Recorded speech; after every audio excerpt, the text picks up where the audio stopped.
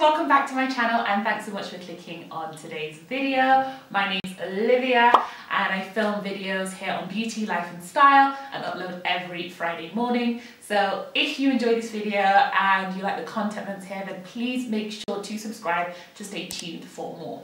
I hope you're all doing well. The good news is big things are happening on the global scene with the Black Lives Matter movement, and we've made some small wins also here in Kenya with the End Police Brutality movement. I won't go into the spiel that I did in my last video, but I will just make sure to leave the same links in the description box below. So please make sure you check those out and make sure you educate yourself. Follow a few interesting people on Twitter that are talking about these issues. Mobilize, contribute, all of that jazz. So as you can tell by the title, this video is going to be a homeware haul. Olivia's been buying stuff, what's new around here, but particularly more stuff for the room that we're in right now, my beauty room. Just thinking about how some of these bits can kind of come together to bring the room to be complete and cohesive. So I'm just buying stuff along the way that I think will eventually kind of fit the aesthetic that I'm going for this room. So I've got enough together now to do a little mini haul, and I like to kind of keep these current in case you are interested in purchasing the same things, that you can go out and get them. So I didn't want to wait until the room was finished, which might be a few months from now, and then you can't pick up these things yourself. So if that sounds like something you're interested in, then just keep watching. Let's get started. So item number one is actually behind me, and you'll have seen it in my last video, but I didn't talk about it. And it's this Pampas Grass. Let me just bring it round. So natural tones and textures are very big in the kind of homeware scene at the moment. It has been for a little bit, but it's definitely more mainstream, I would say, rather than like, it was more confined to like boho and those kinds of styles, but now people are figuring out ways to incorporate that into their style and their home styling. So Pampas Grass has been something that I've been seeing all over the web, and really liked how it's kind of like a natural tone and texture and can just add a little bit dimension to the room, but I didn't know where to get it in Nairobi. I did track down a page that was selling this on Instagram. I'll make sure to leave the page down below, but I think it's Home Decor 254, and she had Pampas Grass. So initially I actually only bought 2 stems of the Pampas Grass. The Pampas Grass looks like this. Let me just bring it a little bit closer. It is that type that's kind of very voluminous, has a lot of movement, and that's what I wanted from my Pampas Grass at least. I didn't want it to kind of be stiff and very dry. I wanted something that would have some kind of a body to it. And so when I had a look through the page, this just was like, oh, this is it, great, it's exactly what I've been looking for. So of course, my first instinct was to buy, my initial instinct was actually to buy the whole lot and buy what I needed, but I wanted just to make sure that it was exactly as I wanted it in person, and I'm really glad that it was. So they're sold by the stem, so like one piece, and I think each stem was 600 shillings. So I bought 2 to start with, and then I really liked what they looked like, so I went ahead and ordered 3 more. It's actually really, really long, so depending on how you want to style it, then maybe you can trim it, but even the head of the pampas is long, and that's what I was looking for. So eventually I bought 5 pieces. The second lot that I bought has a slightly different texture, and it's not as fluffy as the first one. I think it's a little bit more dry, so it stands up a little bit more stiffly, but actually once it's in the vase and they're all kind of mixed together, I actually quite like the slightly different tones and textures of these together. So I'm really happy with the grass. I don't think I'll buy any more for the vase because I'll do you a little cutaway when I'm talking about the vase because that's new as well. I wanted it to be kind of ethereal and not bush-like, if that makes sense. So there is still a lot of light and movement kind of around it, which kind of gives it a softer look. I think when you have a lot of Pampas Grass together, then it can look a little bit too stiff, and that's not what I really wanted. So at the same time that I had decided to buy the Pampas Grass, I started looking around for vases to put it in, and initially I wanted a vase that was closed-necked, like a big body and a very skinny neck, so that the Pampas Grass would kind of be forced together towards the top and shoot out like that. I haven't found one that I like so far, or that's like seems reasonable in terms of the price. I have seen some smaller ones, but you've seen the length of this grass, it's really long, so you do need a big vase. Then I tried to style it in a long cylindrical vase, a glass one that I bought from Nakumat ages ago, but it was okay, but it just wasn't quite working. Then, and let me just move this grass out of the way so that you can see it when I bring it up, I found this vase, and I'll do you a close-up and I'll dim the lights because it is white and you won't be able to see the texture that I'm talking about. But this is a ceramic vase and it's really nice and long, as you can see. It's just purely cylindrical, it doesn't have that narrow neck, but the texture of this vase is beautiful. As you can see, it's like matte, but it's got ridges and kind of like natural, it kind of looks like almost waves or sand that has had water running through it and left these ridges, you know, kind of like when you're at the beach. It looks like that. I got this from Mr. Price Home fairly recently, a couple of weeks ago, and it was 2,200 shillings. It was in the sale. I think it was originally 3,000 something. But when I saw it, I was like, I need this. I wouldn't typically buy just a plain white vase, but because this has the texture on it, I thought that was really interesting and kind of was tying in with the natural tones of the Pampas grass. So I've got the Pampas right now sitting in this corner of the room, which is like my white side of the room where I've painted it. I like those tones against the white, but I might even eventually move it against the green wall. I don't know, we'll see. But I knew that I wanted that in there. So those are the first two products. And then I was out shopping with my mum because she was looking for a new office chair. We both needed office chairs, so we decided to go out and try out office chairs. I'm really fussy about the type of chair that I sit in when I'm working because, as you guys know, I've been sitting on a plastic chair in this room at my beauty desk to work at. It's not been ideal. Like, my back has been suffering. I had to have a cushion there. It just wasn't it. So I needed to get a new office chair to basically give me the right support for my back. And to do that, I have to be able to try the chairs out. There were loads of chairs that I had seen that I really liked what they looked like aesthetically, but they just weren't cutting it in terms of me having to sit at the desk for hours at a day. So I just decided I just need a functional chair. So we went to Victoria Court and I bought a new chair. I'll insert you a little cutaway of it now. It's very standard looking, it's not pretty, it's not anything like glamorous. Because I also didn't want a chair with what's it called, with that kind of reclining back thing, because I find that that gets weaker over time, and also if you lean in it and it doesn't hold your back, you can actually end up toppling over. So it doesn't have any feet, it's literally just like a kawaida chair, but the back support is incredible. So I've been really enjoying sitting on that chair and working. No complaints now for my back.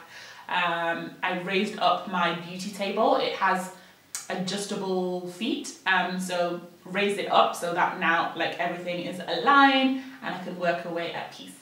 So the chair is from Fairdeal and they have a shop at on Mombasa Road in the same building block that holds Captain Terrace.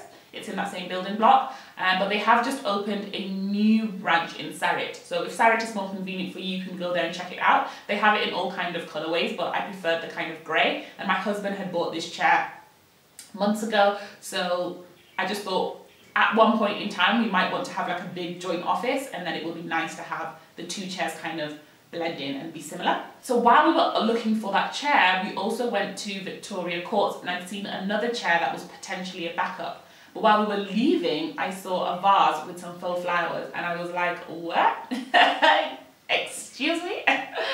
So I had no idea that Victoria Court were even selling faux flowers and things, but apparently they have a massive section with them all in. And so it helps to walk around. And then I saw these flowers and they were styled so beautifully in a vase. I was like, are these just for styling or do you sell them? Turns out they do sell them. I don't know what this flower is called, but I call it the ball flower, and it looks like this. So it's basically a stem with a big, massive floral ball on top, and it's like nice and spherical, just beautiful. So they have them in this shade, which is kind of like a purpley shade. They also have them in a more lilac shade, and I think a pink, if I'm not wrong. But they're also like really nice and long stemmed. So the way this was styled in the shop was, again, that vase with a narrow neck, and then there were a ton of these balls just like sitting and blooming out of the top of this vase, and that aesthetic to me is just so beautiful. So they had this particular style, also in, I think, a more lilac-y tone, and then they also had this style, which is kind of like one that's blossomed and looks like it's bursting. I think you can clearly see the difference on camera, that this one is more closed and this one looks like it's blooming and it's like, you know, popped out and all the flowers are open. I liked that kind of concept. So I bought 2 of these, the kind of closed ones. I was originally only going to buy these, but the sales rep convinced me to also pick up these. So I actually picked up 2 of these and 2 of these. So my idea is, so now I basically have 4 of these looking something like that. So my goal is, I think, to add a couple more heads of this and then get the right vase where basically what you'll see is this. So imagine my hand is the top of the vase. You'll just be able to see this massive bloom of flowers coming out of the top. That's what I want to do. And when they're really like kind of packed together, they don't look faux when you first glance at them. I think when you have to come closer and then you're like, oh yeah, they actually are, like, you know, not real. But when they're packed together, you kind of get the illusion that they're real, and I just really like what that looks like. So I'll look for the right vase, and then that will determine how many more heads of this that I need to buy, but I definitely will need to buy a few more heads to kind of complete the look.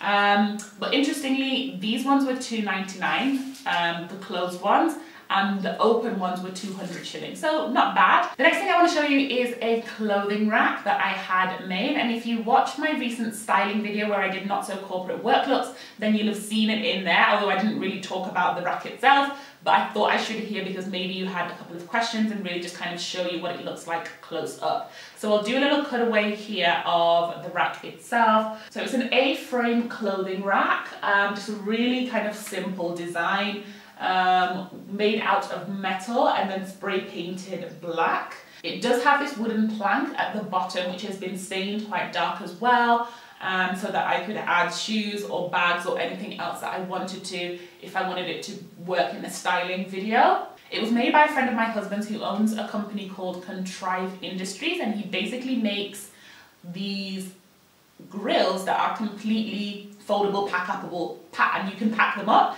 and they fit in like a bag that's like this big, so you can put it in your boot, travel where you're going to, and like remove your grill, set it up and chom out from there.